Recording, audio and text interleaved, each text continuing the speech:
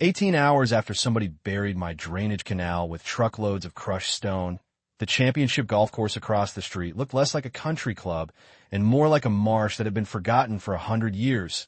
And the strange part was I never touched a single blade of grass. I never drove a bulldozer onto their property, never threatened anybody, never even raised my voice. I just stopped protecting something they had spent years pretending wasn't mine. My name is Ethan Caldwell, and for almost 4 decades, I ran a marine fabrication shop tucked inside one of the wealthiest gated communities on Florida's Gulf Coast. If you've ever wondered what happens when people in expensive houses assume a guy with grease under his fingernails doesn't understand contracts, surveys, or property law, well, this story is probably going to make you smile. My shop wasn't glamorous. Corrugated steel walls, aluminum hulls lined up outside, welding sparks flying from sunrise until dinner, forklifts humming, diesel engines coughing awake before most of the neighborhood had poured their first cup of coffee. My father started the business back in the early 70s repairing shrimp boats. I grew up sweeping aluminum shavings off the concrete floor before I was old enough to drive. Eventually, commercial fishing gave way to pleasure boats, center consoles, custom docks, and luxury yachts, but the shop never changed much. It was loud, honest work, the kind where customers judged you by whether their boat floated better after leaving than before arriving.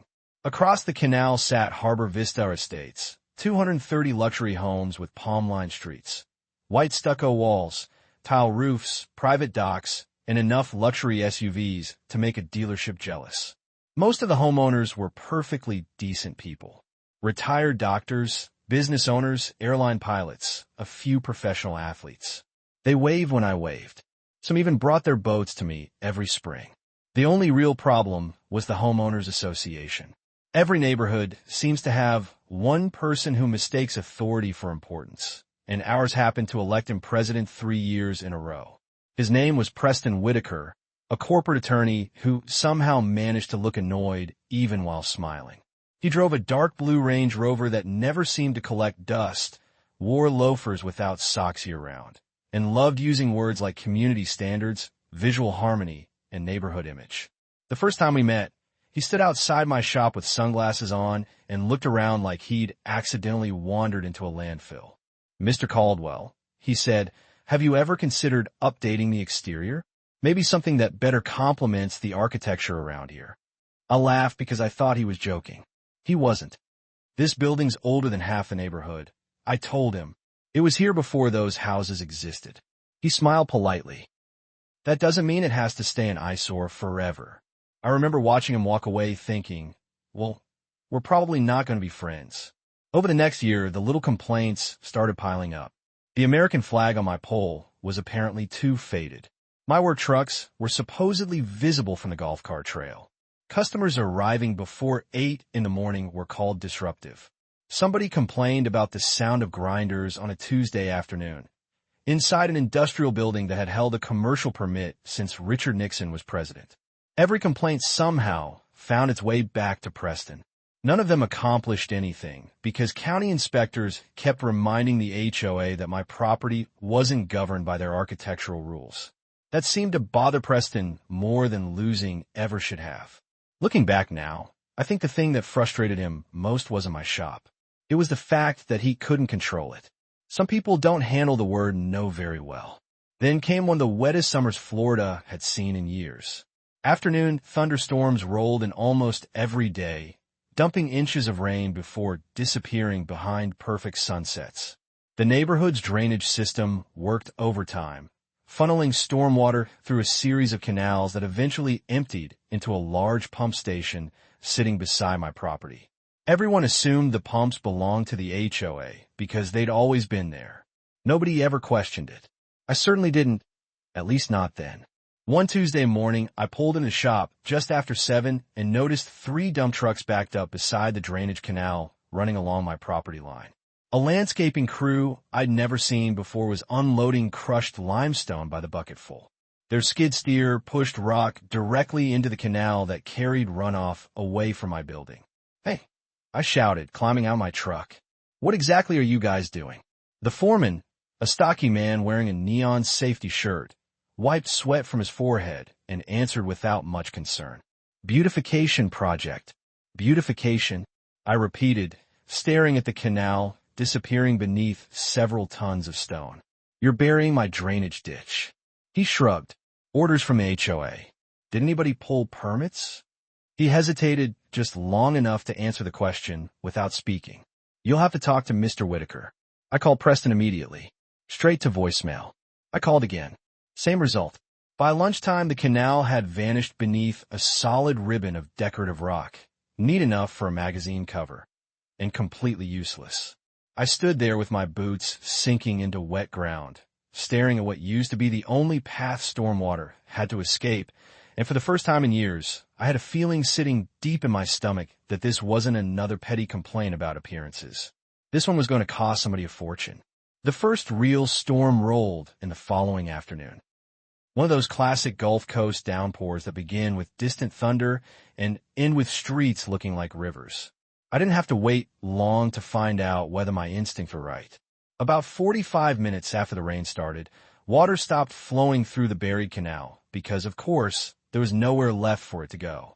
Instead, it backed up exactly the way gravity said it would. First came the floor drains. They burped up muddy water that smelled like salt marsh and old seaweed. Then the puddles spread across my concrete floor. I hurried to move extension cords and welding leads, but I was already behind.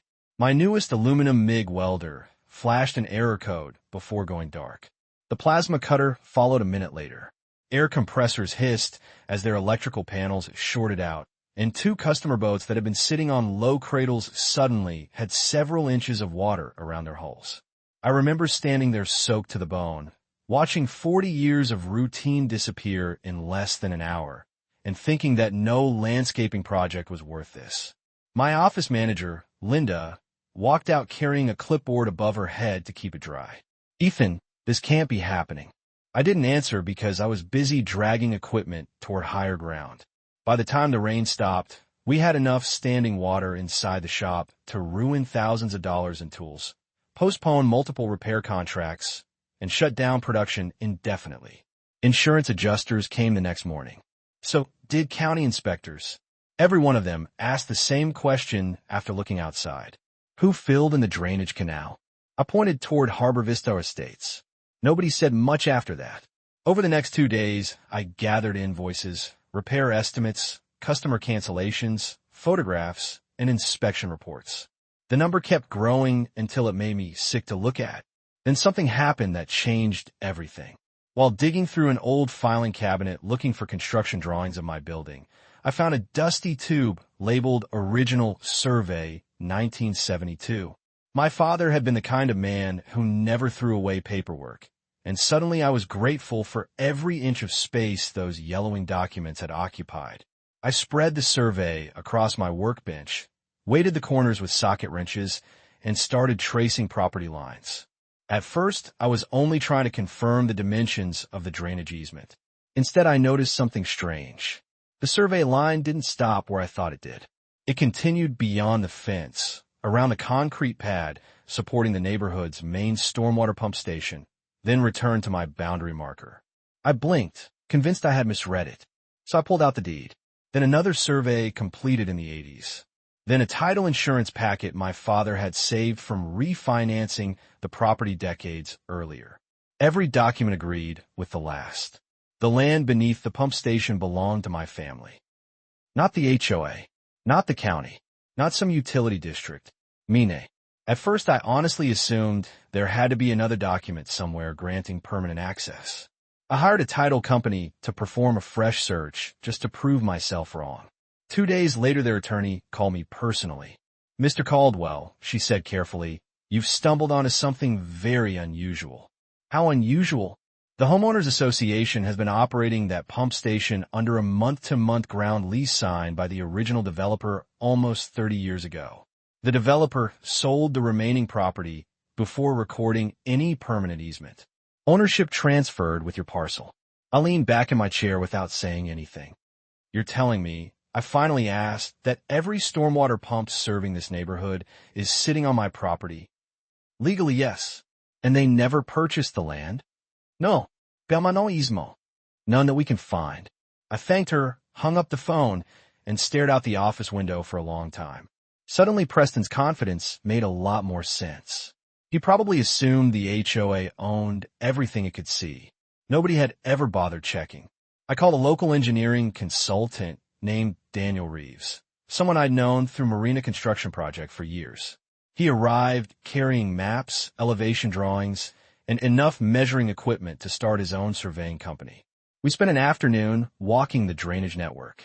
Finally, he climbed down from the pump platform and shook his head. If this station goes offline during high tide, he said, this entire basin fills like a bathtub. How long? I asked. Depends on rainfall. Maybe 6 to 8 hours before the low areas start flooding. The golf course goes first because it's intentionally built below street level to collect runoff. The clubhouse. Eventually, ground floor homes. He nodded once. The unlucky ones. I wasn't smiling. In fact, I felt strangely disappointed. I had spent most of my life avoiding fights whenever possible. My father believed lawsuits made lawyers rich and everybody else miserable. But there comes a point where letting someone walk over you simply teaches them to take a bigger step next time. That evening, I mailed a certified letter to Harbor Vista Estates Homeowners Association. It wasn't emotional. It wasn't threatening. It simply informed them that due to repeated interference causing documented financial damages, the existing month-to-month ground lease would terminate according to its own terms at the end of the notice period. I also requested immediate reimbursement for the losses caused by obstructing my drainage canal. No dramatic language, just facts. 3 days later, Preston appeared at my shop carrying the letter. He didn't even wait to be invited inside. This is ridiculous, he said, waving the envelope. You can't seriously think shutting down community infrastructure is an appropriate response. I haven't shut anything down, I answered. Not yet. You're bluffing. Maybe. He laughed the kind of laugh people use when they believe they're still in control. Ethan, if you think this is going to scare the board, you're wasting your time. I looked at him for a second before asking, did you ever pull permits before filling my drainage canal? His smile disappeared. That's unrelated. Not to me. The association acted within its authority. On property it didn't own. He hesitated just long enough for me to notice. We're finished here, he muttered before walking back toward his SUV. The notice period expired the following Monday at exactly 8 o'clock in the morning. I drove to the pump station carrying nothing except a ring of keys, unlocked the control cabinet that legally sat on my property, and stood looking at a single breaker switch. It amazed me that years of arrogance, thousands of legal fees, and an entire luxury community had somehow become dependent on one ordinary electrical handle. I took a deep breath, remembered every ruined tool, every canceled contract, every voicemail Preston had ignored, and with one slow, deliberate movement, I switched the system off. At that moment, I still had no idea how quickly the neighborhood would discover exactly what my father had owned all along. But before lunchtime, the first phone calls had already begun. In a part 2, send P3, and I'll continue directly into the flood, the emergency HOA meeting, the final negotiation, and the story's conclusion. By noon, the calls had turned into panic. Daniel, the engineer, texted me the first aerial photo taken by one of his survey drones. Fairway 9 had disappeared beneath a sheet of brown water. The decorative ponds had merged into one muddy basin, and the carefully sculpted bunkers looked like little islands floating in the middle of a swamp. Another storm rolled through that afternoon. Nothing unusual for Florida, but without the pump station running, there was nowhere for millions of gallons of runoff to go. Water simply followed gravity exactly as it always had, except this time it stayed where the golf course architect had never intended it to remain. Mosquitoes appeared almost overnight. The expensive landscaping around the clubhouse began to sag under standing water, and by sunset residents were posting photos on the community message board asking why their backyards smelled like rotten marshland. The next morning I walked into my shop carrying a cup of coffee that actually stayed hot for once because nobody was welding. Linda looked up from her desk. You might want to see this. Every local television station seemed to have discovered Harbor Vista Estates at the same time. Helicopter footage showed maintenance crews dragging portable pumps across flooded fairways, while reporters talked about unexpected drainage failures. I couldn't help noticing nobody mentioned the canal that had mysteriously disappeared beneath decorative limestone only a week earlier. Around 10 o'clock, 3 luxury SUVs rolled into my parking lot one after another. Preston stepped out first, but he looked nothing like the confident man who had criticized my building months earlier. His expensive loafers had been replaced by rubber boots. His shirt sleeves were rolled up, and for the first time since I'd met him, he looked tired. Walking beside him was the association's attorney, Melissa Grant, carrying a thick leather folder under one arm. She wasn't smiling either. "Can we talk?" Preston asked quietly. I nodded toward the office. Nobody raised their voice. Funny how real consequences can replace arrogance with manners almost instantly. We sat around the same old wooden table where I'd signed customer invoices for years. Preston cleared his throat. "The community needs the pumps back online." "I know," I answered. Melissa opened the folder. "We've reviewed the title history." "And?" I asked. She sighed before speaking. "Your ownership is valid. We were unable to identify a recorded perpetual easement." Preston looked down at the table while she continued. "Relocating the pump station would require new engineering studies, environmental approvals, state permits, county review, utility coordination, and significant reconstruction. Our consultants estimate 18 to 20 months. I nodded slowly. "Sounds expensive." She gave a small, almost reluctant smile. "Very." Preston finally leaned forward. "Tell me what it'll take." I reached into my desk drawer and slid a folder across the table. Inside were inspection reports, photographs, invoices, canceled contracts, equipment replacement quotes, engineering estimates, and one typed summary sheet. Melissa read silently while Preston watched her face instead of the paper. After several minutes, she closed the folder. "These numbers appear to be fully documented." Preston finally picked it up himself. "Equipment damage, business interruption, customer losses, complete reconstruction of the drainage canal to engineering specifications, a new long-term ground lease, annual lease payments adjusted every 5 years, written protection preventing future interference with my operations, independent engineering oversight for any construction within 200 feet of my property." By the time he reached the last page, the color had drained from his face. "This is going to cost the association a fortune," he whispered. I looked directly at him. "No, Preston. Filling my canal without permission cost the association a fortune. This is simply the bill." The room stayed quiet long enough for the air conditioner to become the loudest sound in the building. Finally, Melissa closed her notebook. "From a legal standpoint," she said carefully, "I recommend accepting these terms." Preston stared at her. "Seriously?" She didn't hesitate. "If litigation begins, we risk paying these damages anyway, plus relocation costs, legal fees, emergency mitigation, and potential claims from homeowners whose properties are already flooding. This is the least expensive option available." For a few seconds, nobody spoke. Then Preston slowly nodded. "Draw up the agreement." For days later, the funds cleared my account. Construction crews returned, this time with county permits posted where everyone could see them. Engineers redesigned the drainage canal with reinforced concrete walls instead of decorative landscaping. The crushed stone that had caused all the trouble disappeared truckload by truckload. A 15-year lease replaced the forgotten month-to-month agreement, guaranteeing fair compensation for the land beneath the pump station and requiring my written approval before any future work affecting my property could begin. The morning everything was finished, I walked back to the control cabinet with Daniel standing beside me. "Ready?" he asked. I wrapped my hand around the breaker handle and smiled. "Let's give them their golf course back." The pumps roared to life almost instantly. Water began rushing through the restored canal with a force I'd never appreciated before. Within hours, the flooded fairways started drying. The standing water disappeared from the streets, and life inside Harbor Vista Estates slowly returned to normal. A week later, I was back inside my shop repairing the aluminum hull of a charter fishing boat, sparks bouncing across the concrete exactly the way they had for decades. Preston stopped by once after that. Not to argue, not to complain, just to shake my hand. I should have talked to you before touching your property, he admitted. Yeah, I said with a grin. That would have been a whole lot cheaper.